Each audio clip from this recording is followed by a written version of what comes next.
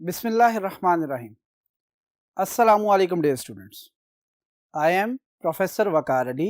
आज हम lecture number 7 chapter number 5 arrays and strings में से टू डायमेंशनल एरे के बारे में डिस्कशन करेंगे कि हम इसको किस तरह या टू डायमेंशनल एरे में से किसी एलिमेंट्स को या किसी वैल्यू को किस तरह एक्सेस करते हैं या किसी खास एलिमेंट्स की वैल्यू को किस तरह फिल करते हैं।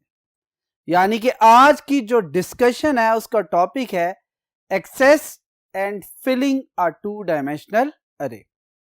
अब देखते हैं कि कहता गया है कि जी हम किस तरह एक्सेस या फिल करते हैं। तो सबसे पहली बात वो कहता है कि जी access and fill a 2D means two dimensional array using identifier name and two indices for row and column. यहां पर देखिए हमने पहले डिस्कशन की थी लास्ट लेक्चर में कि जो हमारी टू डायमेंशनल अरे है उसके अंदर आइडेंटिफायर नेम के साथ दो डिफरेंट इंडाइसेस यूज किए जा रहे हैं, जिसमें फर्स्ट इंडेक्स आपका रो साइज के लिए होता है और सेकंड इंडेक्स आपका कॉलम साइज के लिए होता है। फिर हमने उसी लेक्चर के एंड पे एक डिस्कशन की थी जिसमें कहा था कि अगर हम किसी खास एलिमेंट की लोकेशन की बात कर रहे हो, उसकी पोजीशन की बात कर रहे हो या उसके इंडेक्स नंबर्स की बात कर रहे हो, तो हम क्या करते हैं उस वेरिएबल के नेम के साथ अगर उसके इंडेक्सेस रो और कॉलम का जो है वो स्पेसिफाई कर दें तो हमें पता चल जाएगा कि ये किस वैल्यू को या किस पोजीशन को आइडेंटिफाई कर रहा है। लिहाजा यहां से हमें पता चल जाता है कि हम अगर कोई वैल्यू एक्सेस करना चाहे या कोई वैल्यू को फिल करना चाहे एरे के अंदर, कौन सी एरे के अंदर, टू डायमेंशनल एरे के अंदर, तो हमें क्या करना पड़ेगा, एक उस एरे का नेम चाहिए और उसके साथ रो और कॉलम दोनों के इंडेक्स नंबर्स चाहिए ताकि हम उस खास पोजीशन को एक्सेस कर सकते हैं। किसी भी खास मकसद के लिए उसके ऊपर प्रोसेसिंग करनी है, उसकी आउटपुट डिस्प्ले करनी है, जो भी काम करना है, या फिर उसको फिल करना है, उसके ऊपर अभी कोई वैल्यू असाइन नहीं की हुई थी, लिहाजा हमने फिल करने के लिए कौन सा ऑपरेशन करना है, असाइनमेंट का ऑपरेशन, के वो वैल्यू जाकर वहां पर स्टोर हो जाए। अब आगे क्या कहता है access and fill using nested loop. कहता है कॉमनली हम क्या करते हैं, हम अपनी जो सी टू डायमेंशनल अरे है उसको जब वन बाय वन एलिमेंट को एक्सेस करते हैं और पूरी एरे को एक्सेस कर रहे हैं, पूरी एक्सेस जब कर रहे होते हैं एरे को, तो हम क्या करते हैं वन बाय वन एक एलिमेंट से दूसरे एलिमेंट की तरफ मूव करते हैं। तो उसके लिए हमें टू डिफरेंट इंडेक्सेस के लिए हम क्या करते हैं, नेस्टेड लूप यूज करते हैं। नेस्टेड लूप के बारे में हम बड़ी डिटेल में चैप्टर नंबर 4 में डिस्कशन कर चुके हुए हैं। क्या था, a loop with in another loop. कोई एक लूप स्ट्रक्चर जब किसी दूसरे लूप स्ट्रक्चर के अंदर आता है तो हम क्या कहते हैं कि ये आपका क्या है, नेस्टिंग होगी, यानी कि दीज आर नेस्टेड लूप। और नेस्टेड लूप में हमने कहा था कि आउटर लूप बेसिकली किसके लिए है, रोज के लिए है, और इनर लूप आपका किसके लिए है, आपका कॉलम्स के लिए।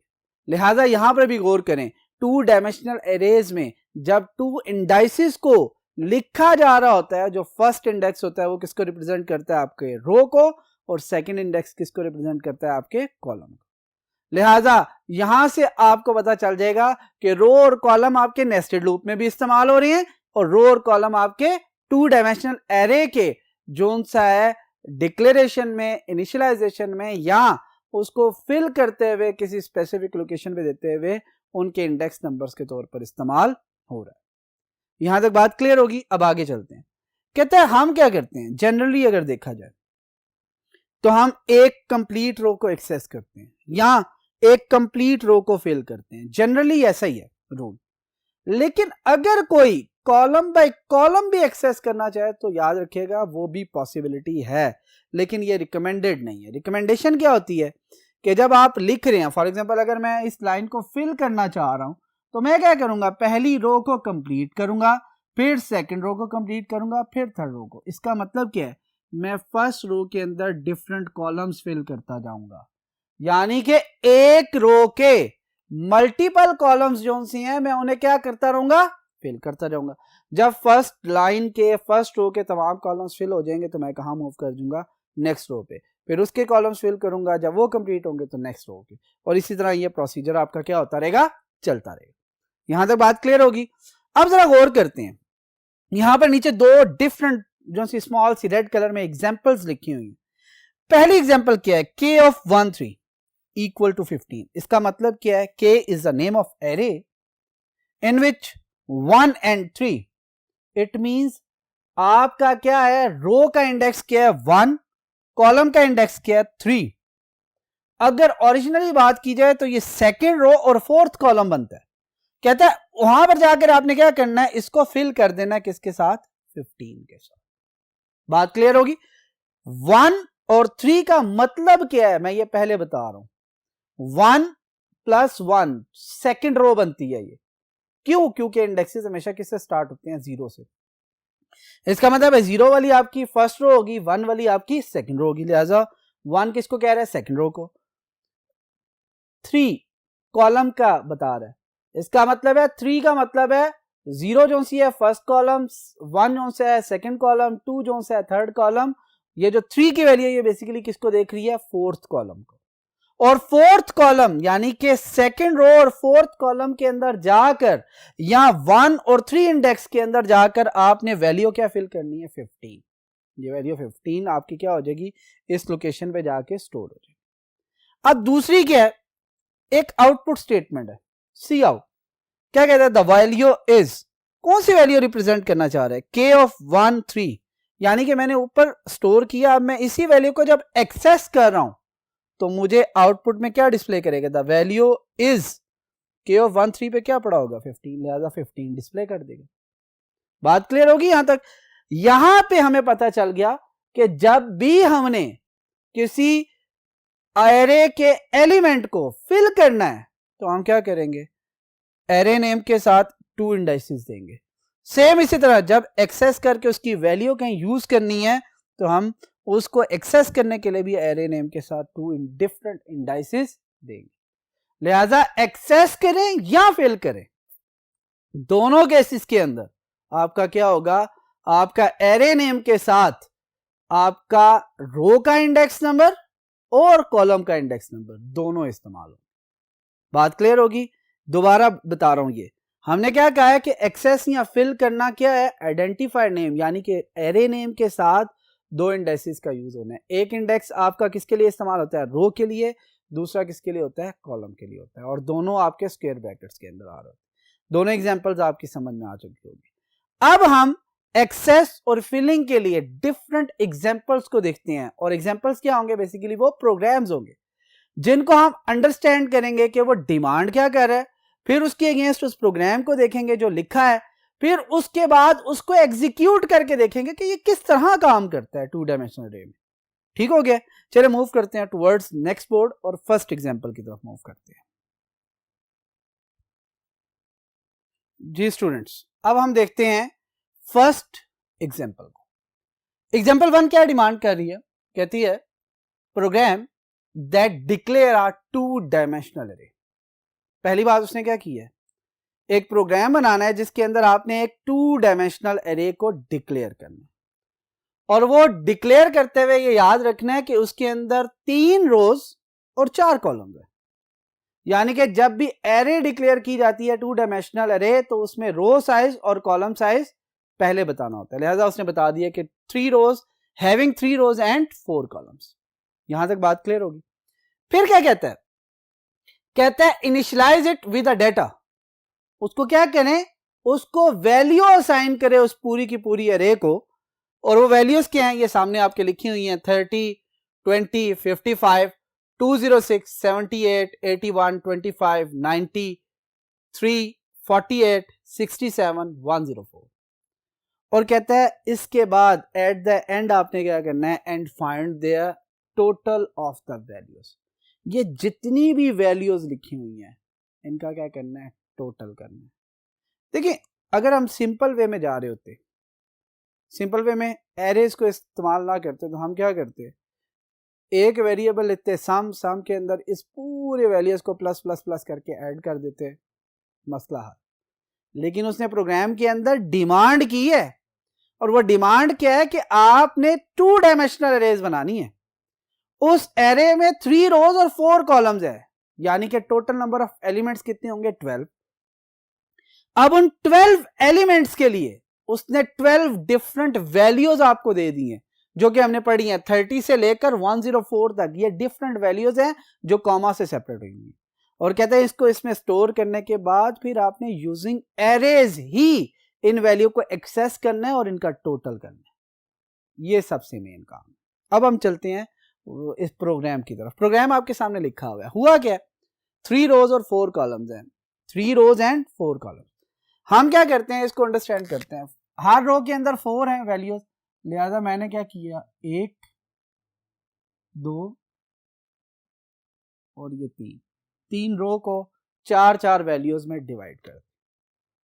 बात क्लियर होगी। ये हमने पहले भी पढ़ा था कि अगर एक सिंगल सेट की फॉर्म में आपकी वैल्यूज आ जाएं या इकट्ठी एक वैल्यूज पड़ी हुई हैं, तो आपने क्या करना है, आपने कहना है कि एक रो की पहले वैल्यू कंप्लीट करनी है, फिर सेकंड रो की वैल्यू कंप्लीट करनी है, और फिर थर्ड रो की वैल्यू।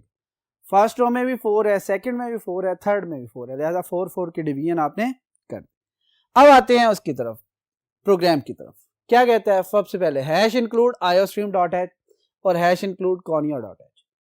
आईओस्ट्रीम को इस्तेमाल कर रहे हैं कि हम इसके कुछ फंक्शन इस्तेमाल कर रहे होंगे, कोनियो को भी इसलिए इस्तेमाल करेंगे इसके कुछ बिल्ट इन फंक्शंस हम अपने प्रोग्राम में इस्तेमाल करेंगे। अब आगे चलते हैं। वॉइड मेन, वॉइड मेन हमने कहा था कि किसी भी प्रोग्राम का एसेंशियल पार्ट है, जरूरी हिस्सा है। क्यों, आपकी वर्किंग, आपकी एग्जीक्यूशन जो प्रोग्राम की होती है वो हमेशा कहां से स्टार्ट होती है, आपके मेन फंक्शन से, लिहाजा मेन जरूरी है। मेन से स्टार्ट हुआ है तो हमने क्या किया, जरा गौर कीजिएगा। एक, मैं जरा रिवर्स ऑर्डर में चलो, एक तो एरे थी के, नाम दिया 3 रोज एंड 4 कॉलम्स, और उसको क्या किया, ये सारी वैल्यू क्या कर दी, असाइन कर दी। असाइन की किया, एक बड़े सेट के अंदर छोटे छोटे सेट बनाकर हर सेट के अंदर 4 वैल्यूज कर दी। क्यों, ये रो 1 के लिए, ये रो 2 के लिए, ये रो 3 के लिए, यानी कि अगर इंडेक्स वाली जाए वाइज जाए तो ये रो 0 के लिए, ये रो 1 के लिए और ये रो 2 के लिए। ये आगे हम वक्त के साथ साथ देखें। हमने कैलकुलेट क्या करना था, टोटल, लिहाजा टोटल को हमने 0 कर इक्वल कर दिया। आपने लूप के अंदर सम के प्रोग्राम देखे थे, हमने कहा था सम को हम किससे इनिशियलाइज करवाते हैं, 0 से। उसकी वजह क्या थी कि 0 एक ऐसी वैल्यू है जिसको किसी भी वैल्यू में ऐड कर दिया जाए तो आंसर पे कोई इफेक्ट नहीं होता। देन आप गौर करें, आई और जे, हम अभी लास्ट बोर्ड पे पढ़ के आए हैं कि आपका जो एक्सेस करना है या फिल करना है वो किसके जरिए होता है, नेस्टेड लूप के जरिए। नेस्टेड लूप का मतलब है कि आपके 2 लूप इस्तेमाल होंगे, और 2 लूप का मतलब है 2 लूप कंट्रोल वेरिएबल भी होंगे। एक को हमने नाम दे दिया आई का, दूसरे को नाम क्या दे दिया, जे का। ये दोनों आपके कौन से हैं, इंटीजर टाइप हैं, जो कि इंडेक्स कहां से स्टार्ट करेंगे, 0 से। अगर रो है तो टोटल नंबर ऑफ रोज 3 है, लेस देन 3 तक चलेगा, और अगर कॉलम्स है तो लेस देन 4 तक चलेगा। क्यों, क्योंकि 0 से 2 तक 3 रोज बन जाती हैं, 0 से 3 तक 4 कॉलम्स बन जाते हैं। ठीक हो गया। अब आते हैं, फॉर का लूप स्टार्ट किया। सबसे पहले हमने कहा था आउटर लूप आपका किसके लिए होता है, रो के लिए, लिहाजा यहां पर आई 0 से स्टार्ट हुआ, आई लेस देन 3, क्योंकि कॉलम की वैल्यू मैक्सिमम कहां तक जानी है, 3 तक। अब मैक्सिमम का मतलब यहां पे है कि टोटल नंबर ऑफ रोज कितनी है, लेकिन अगर 3 रोज हैं तो इसका मतलब है रोज के इंडेक्सेस क्या बनेंगे, 0 1 2, ये 3 बन जाते हैं। नंबर ऑफ कॉलम्स कितने हैं, 4, लिहाजा 0 1 2 3 तक जाएंगे, ये 4 कॉलम बन जाते हैं। 4 इंक्लूडेड नहीं है, 3 इंक्लूडेड नहीं है। 0 लेस देन 3 आई प्लस प्लस, आई प्लस प्लस का मतलब है जब एक रो कंप्लीट हो जाए तो हमने कहां पे जाना है, सेकंड रो की तरफ जाना। 4 जे इक्वल टू 0, जे कहां से स्टार्ट हुआ, 0 से लेस देन 4 तक, हर दफा इसमें भी क्या होना है, इंक्रीज होना।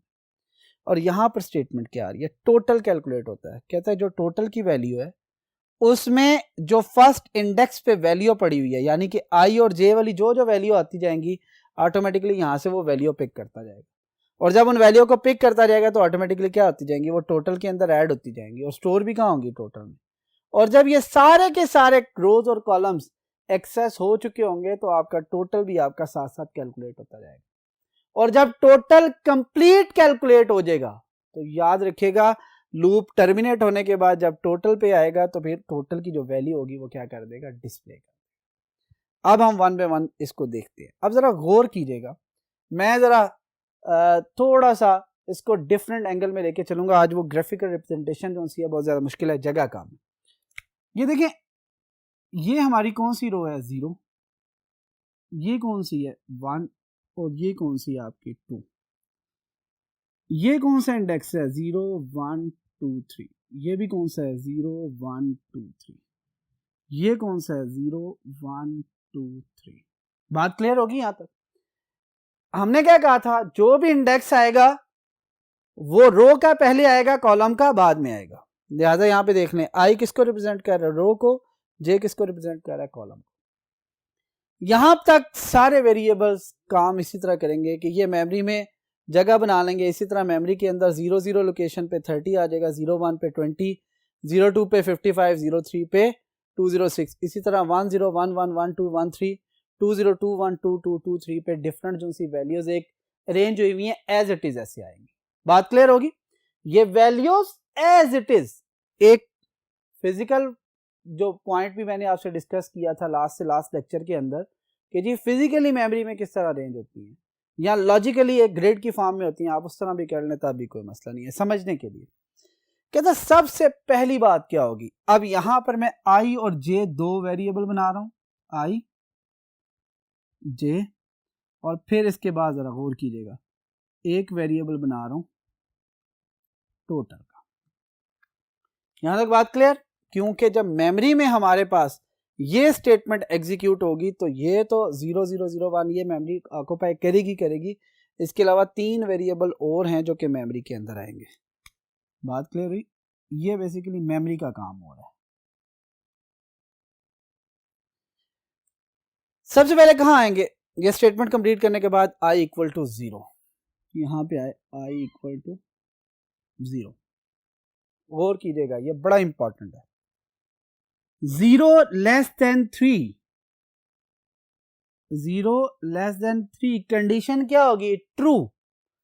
ट्रू के केस में क्या होगा, बॉडी ऑफ द लूप में आएगा। बॉडी ऑफ द लूप के अंदर अगेन क्या है, एक लूप है जो कि नेस्ट हुआ हुआ है, लिहाजा वो कहां पे चला जाएगा, फॉर के लूप के ऊपर। यहां पर क्या होगा, जे की वैल्यू होगी जी 0। जरा साथ साथ देखिएगा, ये बड़ा इंपॉर्टेंट है, अगर यहां पे मिस किया तो कुछ भी समझ नहीं आएगा। जे की वैल्यू क्या है, 0। अब यहां पे कहेगा 0 लेस देन 4 बताएंगे, कंडीशन क्या होगी, ट्रू। अब यहां पे है total equal to total, total की वैल्यू अभी तक क्या है, फर्स्ट टाइम 0 थी, ये जो आई थी 0 प्लस के ऑफ के की वैल्यू क्या है 0, जे की वैल्यू क्या है 0, 0 0 पे कौन सी वैल्यू पड़ी हुई है। अब देखें, रो 0 कॉलम 0 क्या पड़ा हुआ है 30 30 30 प्लस 0 क्या बनेगा 30, स्टोर कहां होगा, टोटल के अंदर। लिहाजा प्रीवियस वैल्यू यहां से रिमूव होके क्या स्टोर हो जाएगा 30। अब क्या होगा जरा गौर कीजिएगा, ये लूप की एक ही स्टेटमेंट है, इसके इंक्रीमेंट पे आ जाएगा। जैसे ही इसके इंक्रीमेंट पे आया, अब क्या होगा, जो प्रीवियस वैल्यू थी उसे रिमूव करके क्या बन जाएगी 1। क्लियर? 1 आया, यहां से लूप अगेन यहां पर 1 less than 4 condition again true. फिर टोटल की वैल्यू होगी, टोटल की वैल्यू अब क्या है 30 पड़ी हुई है, और के ऑफ 0 1। अब कहां पे चलेगी 0 रो 1, ये क्या आएगा 20, 30 प्लस 20 क्या हुआ 50। इसका मतलब है न्यू वैल्यू क्या होगी आपकी 50। यहां से ऑनवर्ड चला अगेन, जे की वैल्यू क्या हुई 2, यहां पे चेक किया 2 लेस देन 4 कंडीशन क्या है ट्रू। जैसे 2 लेस देन 4 कंडीशन ट्रू हुई, यहां पर आई, टोटल की वैल्यू अब लेटेस्ट क्या पड़ी हुई है 50, और यहां पे क्या है 02 पे वैल्यू क्या पड़ी हुई है 55। यहां पे जरा गौर कीजिएगा, 50 और 55 टोटल क्या बनता है, याद रखिएगा 105। नई वैल्यू स्टोर हो चुकी है किसके अंदर, टोटल के। फिर मूव किया, यहां से जे की वैल्यू क्या होगी 3, जे की वैल्यू जैसे 3 हुई कहां पे चले गए, कंडीशन पे 3 लेस देन 4, कंडीशन क्या है, ट्रू। ट्रू पे क्या हुआ, चेक करेगा, इस स्टेटमेंट पे आएगा जो इसकी बॉडी की स्टेटमेंट है। टोटल की वैल्यू है 105 और 03 यानी कि अब वैल्यू 3 हो चुकी है। 03 पे k ऑफ 03 पे क्या पड़ा हुआ है, 206। बात क्लियर हुई। अब देखिए यहाँ पे 200 और 100 के साथ होता है 300 और 5 और 6 11, लिहाजा यहाँ पर नई वैल्यू आपकी क्या आ जाएगी, 311। अब इससे आगे चलें, ये क्या वैल्यू हुई, 4। अब उसने कंडीशन देखी 4 less than 4, 4 less than 4, condition क्या होगी, फॉल्स। ये बड़ा इंपॉर्टेंट है, यहां पर सुन समझिएगा, 4 लेस देन 4, कंडीशन क्या होगी, फॉल्स। ये बॉडी में नहीं जाएगा, बाहर देखेगा कि यार लूप की एक ही स्टेटमेंट है, लेकिन मैं तो खुद किसी से नेक्स्ट हुआ हूं, लिहाजा यहां से जैसे ही कंडीशन फॉल्स हुई कहां पे आ गया, आई प्लस प्लस पे। आप जरा गौर करें, आई प्लस प्लस पे आया तो 1 वैल्यू होगी, 0 से 1। दोबारा यहां पे आए 1 लेस देन 3, कंडीशन क्या है, ट्रू। जब दोबारा जे इक्वल टू 0 पे आए ना, तो ये अब वैल्यू दोबारा क्या हो चुकी है, 0। इसका मतलब है आउटर की हर एक वैल्यू के लिए, आउटर की हर एक वैल्यू के लिए इनर की 0 1 2 3 0 1 2 3 0 1 2 3, और इसी तरह आपका टोटल भी क्या होता रहेगा, इंक्रीज होता रहेगा। जब हम इन तमाम की तमाम वैल्यूज को ऐड कर लेंगे, एंड रिजल्ट जो आएगा ना, वो मैं बता रहा हूं कि वो आएगा 807, 807, ये सारी वैल्यूज ऐड करके। तो कहता है ये लूप टर्मिनेट होने के बाद यहां पर आएगा, तो आपको आउटपुट पे लिखा हुआ जो नजर आएगा वो क्या होगा, टोटल इक्वल, टोटल की वैल्यू क्या है, 807। हैंडल की वजह से कर्सर नीचे आएगा और गेट सी एच की वजह से यहाँ पे ब्लिंक करना शुरू कर। यहां तक बात क्लियर होगी, ठीक होगी। एक दफा फिर देखते हैं जरा इसी प्रोग्राम को। हमारे पास आई जे लूप के लिए वेरिएबल था, टोटल सम करने के लिए था, के ऑफ 3 4 एक एरे थी जिनकी ये सारी की सारी वैल्यू थी। मैं पहले बता चुका हूं कि ये फर्स्ट रो यानी कि 0 इंडेक्स की रो, ये सेकंड रो जो कि 1 इंडेक्स की रो, ये थर्ड रो जो कि 2 इंडेक्स की रो के साथ चलते हैं। हर कॉलम का अपना एक इंडेक्स है, इसका मतलब है इस वैल्यू का इंडेक्स 0 0, दूसरी वैल्यू का इंडेक्स 0 1 0 2 0 3, फिर 1 0 1 1 1 2 1 3 2 0 2 1 2 2 2 3, ये सारे के सारे इंडेक्सेस हैं। और क्या होता है, कहते हैं जब लूप पे आता है तो लूप 1 बाय 1 हर वैल्यू को ट्रेवर्स कर है। ट्रेवर्स करने का मतलब है एक्सेस कर। जब हर वैल्यू को एक्सेस करता है, पहले एक रो की चारों वैल्यू को एक्सेस करके ऐड किया, फिर दूसरी रो पे गया उसकी चारों वैल्यू को एक्सेस किया, फिर तीसरी रो पे गया उसकी चारों वैल्यू को एक्सेस किया, और जैसे जैसे एक्सेस करता गया उन वैल्यूज को आपस में क्या करता गया, ऐड करता गया। ठीक है, जब वैल्यूज ऐड होती गई तो याद रखें जब सारी की सारी वैल्यू ऐड होगी तो टोटल क्या बन चुका था, 807।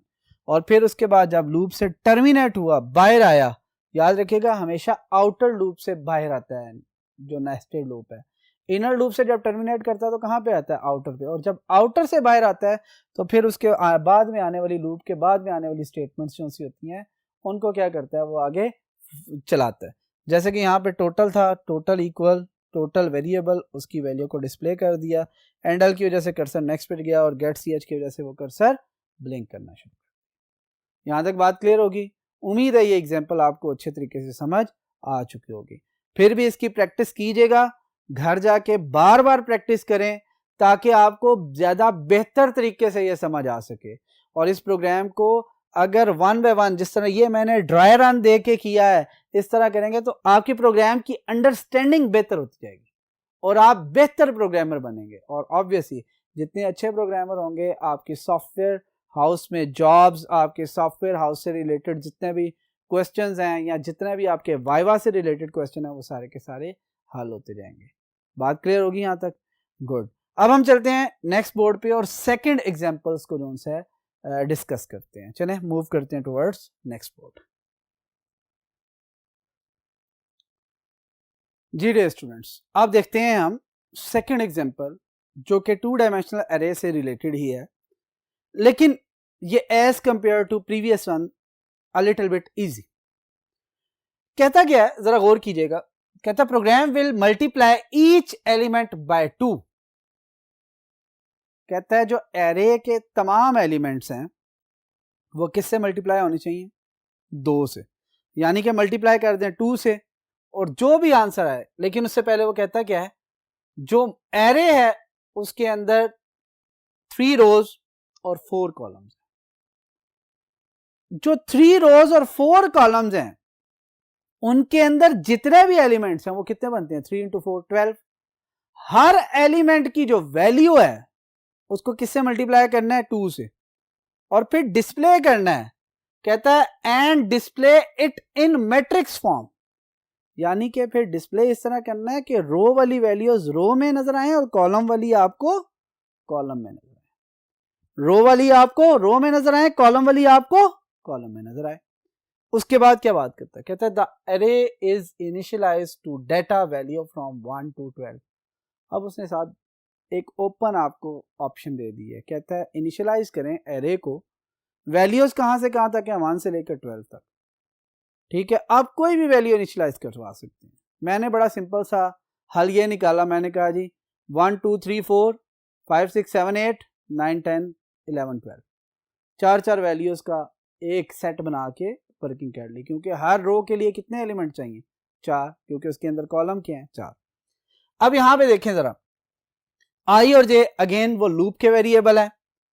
3 और 4 के 3 और 4 ये बेसिकली एरे का साइज बता रहे हैं, और साथ में ही हमने क्या किया? वैल्यूज के इनिशियलाइज कर लिया। जरा गौर कीजिएगा, 1 2 3 4 ये रो 0 है, 5 6 7 8 ये रो 1 है, 9 10 11 12 ये क्या है? रो 2 है। 1 2 3 4 कॉलम के अंदर 0 1 2 3 है, 5 6 7 8 कॉलम के अंदर 0 1 2 3 है, 9 10 11 12 ये भी कॉलम के अंदर 0 1 2 3 है। यानी कि अगेन अगर इसे करूं, 0 रो 1 रो 2 रो, इनके साथ आर लिख रहा हूं ताकि हमारे लिए थोड़ा सा बेहतर हो जाए। और ऊपर क्या लिख रहा हूं? 0 1 2 3 0 1 2 3 0 1 2 3। यहां तक बात क्लियर होगी कि यहां पर क्या हो रहा है? 0 1 2 3 0 1 2 3 0 1 2 3 these are the indexes for the column. Second index जो कि इस्तेमाल होता है। अब आए जी लूप्स की तरफ। एग्जैक्टली क्योंकि नेस्टेड लूप है, हमने सिर्फ क्या करना है? हर वैल्यू को एक्सेस करके उसको डिस्प्ले करना है, लेकिन कब? जब वो मल्टीप्लाई बाय 2 हो जाए। आई को कहां से स्टार्ट किया? 0 से। जे को आई को लेस देन किया है 3, क्योंकि कॉलम मैक्सिमम कहां तक जाएंगे? 3 कॉलम्स होंगे, 0 से स्टार्ट होकर 2 तक, हर दफा इंक्रीमेंट 1 का। जरा देखिए, अब मैंने कर्ली ब्रेसेस इस्तेमाल किए हैं, लास्ट प्रोग्राम में कर्ली ब्रेसेस इस्तेमाल नहीं की थी। क्यों? उसकी वजह भी आगे आई। कहता है for J0 J less than 4 J plus plus. ये एज इट इज उसी तरह का लूप है जो कि लास्ट एग्जांपल में हमने डिस्कस किया। अब हम चलते हैं, क्या करना है? कहते जब एक्सेस करेंगे तो क्या करेंगे? वैल्यू आई और जे लूप बेसिकली इससे चल रहे हैं कि हर वैल्यू को एक्सेस कर सके, और जब हर वैल्यू को एक्सेस कर लेंगे तो क्या करना है? ये सबसे मेन थीम है। अब यहां पर आते हैं, कहता है फर्स्ट टाइम क्या होगा? 0 वाली रो चलेगी, कॉलम क्या बनेगा? 0 1 2 3। समझ आ रही है बात? यानी कि ये वाली 4 वैल्यू सबसे पहले आएंगी। ठीक है, अब पहली लाइन को चला के पूरा देखेंगे और फिर आगे जो है बाकी लाइंस को देखेंगे किस तरह वर्किंग करती है। आई की वैल्यू क्या है? 0 लेस देन 3। कंडीशन क्या है? ट्रू। ट्रू होने पे हम कहाँ आ गए? इस लूप के ऊपर। बड़ा सिंपल सा सॉल्यूशन। ये साथ में मैं लिख देता हूं, किस केस में आए हैं? ट्रू के केस में। जैसे ही जे की बात आई तो जे की वैल्यू क्या थी? 0 लेस देन 4 कंडीशन। यहां पर भी क्या होगी? ट्रू। इनर साइड इसकी क्या स्टेटमेंट है? याद रखें, अगर लूप के बाद कर्ली ब्रेसेस इस्तेमाल ना की जाएं तो याद रखिएगा उसके साथ सिर्फ एक स्टेटमेंट ही कंसीडर होती है, एक से ज्यादा स्टेटमेंट कंसीडर नहीं होती। लिहाजा सी आउट की स्टेटमेंट सिर्फ इनर लूप के साथ है, इसीलिए उसे रेड से किया ताकि आपको किसी किस्म का इशू ना हो। अब क्या होगा, आउटपुट स्टेटमेंट है, मैं यहां पे आउटपुट बनाने की बात करता हूं।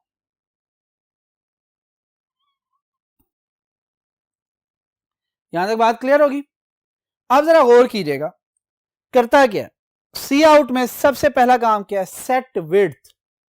सेट विड्थ का क्या मतलब है, नंबर ऑफ कॉलम्स कितने कह रहे हैं, 5, 1 2 3 4 5। यहां तक बात क्लियर। अब कहते हैं के ऑफ आई जे, आई की वैल्यू क्या थी 0, जे की वैल्यू क्या है 0, यानी के ऑफ 0 0। फर्स्ट वैल्यू किसको रिप्रेजेंट कर रही है, अगर मैं देखूं ये रिप्रेजेंट कर रही है आर को, ये किसको कर रही है कॉलम को। फर्स्ट रो 0 पे क्या है, ये वाली रो है, इंडेक्स के क्या है 0, ये क्या है 1। वैल्यू इस पूरे की वैल्यू क्या बनी 1, 1 मल्टीप्लाई बाय 2 क्या होता है 2, लिहाजा 2 डिस्प्ले करेगा। बट मेक श्योर, क्योंकि हमने कहा था सेट डब्ल्यू जोन्स है जो सेट विड्थ का आपका फंक्शन है, वो हमेशा आउटपुट को राइट अलाइंड करता है, राइट अलाइंड, यानी कि राइट साइड पे आपकी आउटपुट डिस्प्ले हो जाएगी, वो क्या है 2। बात क्लियर। यहां से इस स्टेटमेंट से दोबारा कहां पे आएंगे, यहां पर जे की वैल्यू क्या होगी, इंक्रीज होगी। पहले क्या थी 0, अब क्या हो जाएगी 1। यहां पर अगेन क्या आएगा 1 less than the 4, condition again true. यहां पे आया अगेन सेट डब्ल्यू किया, कितनी कॉलम्स बनाएगा 1 2 3 4 5, और फिर देखेगा के ऑफ आर सी, आर की वैल्यू तो 0 ही है, कॉलम की वैल्यू आपकी 1 हो चुकी है, 0 1 पे क्या वैल्यू पड़ी हुई है 2, 2 इंटू 2 4, 4 डिस्प्ले कर देगा। यहां तक बात क्लियर। फिर आएगा इंक्रीज होके क्या हो जाएगी 2, यहां पे भी क्या हो जाएगी 2, 2 less than 4 condition true. Set W पे आया 1 2 3 4 5, 5 कॉलम्स उसने होल्ड किए, किस लिए, आउटपुट को डिस्प्ले करने के लिए। अब 0 2 पे मूव कर गया, 0 2 पे क्या पड़ा हुआ है 3, 3 इंटू 2 6, 6 आपका यहाँ पे डिस्प्ले हो जाएगा। फिर r plus j plus plus पे गया, जे प्लस प्लस पे जाके वैल्यू को 3 किया, 3 लेस देन 4 कंडीशन क्या है ट्रू है। ट्रू होने पे क्या होगा, अगेन सेट विड्थ होगी, सेट विड्थ में आपके पास 1 2 3 4 5 कॉलम फिक्स हुए। फिर के ऑफ आर सी या आई जी में 0 और 3, क्योंकि आई की वैल्यू अभी तक स्टिल 0 है, जे की वैल्यू सिर्फ चेंज हो रही है, वो 3 होगी। 0 और 3, 0 3 पे वैल्यू पड़ी थी 4, 4 इंटू 2 क्या बनेगा 8, 8 यहाँ पे आके क्या हो गया डिस्प्ले। अब जरा गौर करें, दोबारा यहाँ पे गया, जे की वैल्यू क्या हुई 4, 4 लेस देन 4 कंडीशन फॉल्स है। अगर फॉल्स है तो कहां पे आ जाएगा, यहां पे आ जाएगा, ये मैं फॉल्स के लिए लगा रहा हूं। बात क्लियर हुई। फॉल्स होने के केस में क्या है, cout endl, endl का मतलब है यहां पे लाइन एंड कर दें, और जैसे लाइन एंड होगी आपका कर्सर कहां आ जाएगा नेक्स्ट लाइन, और यहां से कर्सर फिर कहां पे जाएगा, ये मैं थोड़ा सा लंबा एरो लगाने लगा हूं ताकि आपको समझ में आ जाए। आई प्लस प्लस पे ठीक हो गया, एंड एल से कहां पे गया आई प्लस प्लस पे। आई की पहले वैल्यू क्या थी 0, अब क्या हो जाएगी 1। अब वो वाला काम शुरू हो जाएगा, पहले 0 के साथ 0 1 2 3 था, 1 के साथ चलेगा, फिर 2 के साथ चलेगा, और आपको आउटपुट एग्जैक्टली इसी ऑर्डर में नजर आएगी। यानी कि 5 6 7 8 का क्या बनेगा, 5 क्या बनेगा 10, 6 का बनेगा 12, 7 का बनेगा 14, 8 का बनेगा 16। यहां तक बात क्लियर। सेम फिर एंडल होके नेक्स्ट लाइन पे जाएगा तो आपको नजर आएगा 18 20 22 24, और इस तरह आपको आउटपुट के ऊपर आउटपुट बनी हुई नजर आएगी। दोबारा देख लेते हैं इसको एक दफा, जरा गौर कीजिएगा। आई जे लूप वेरिएबल है के 3 4, हमने 3 रोज और 4 कॉलम्स के साथ ये इनिशियलाइज करवा दी। 2 लूप के जरिए, नेस्टेड लूप के जरिए हमने क्या किया, हर सिंगल एलिमेंट को एक्सेस किया, सेट विड्थ की, और जो वैल्यू आती थी हर एलिमेंट की उसको 2 से मल्टीप्लाई करके ये मैट्रिक्स फॉर्म में डिस्प्ले कर। होता क्या है, जब भी पहली लाइन कंप्लीट होती है तो एंडल होता है, और फिर दूसरी लाइन पे हम मूव करते हैं, ऑटोमेटिकली ये दूसरी से तीसरी, तीसरी से चौथी, जब तक आपके एलिमेंट्स कंप्लीट नहीं होते ये लूप क्या करते रहेंगे, आपके एग्जीक्यूट होते रहेंगे। यहाँ तक बात क्लियर होगी? गुड। उम्मीद है बेटा आपको आज का लेक्चर समझ आया होगा। इंशाल्लाह नेक्स्ट लेक्चर में आपसे फिर मुलाकात होगी। Thank you. अल्लाह हाफ़िज़।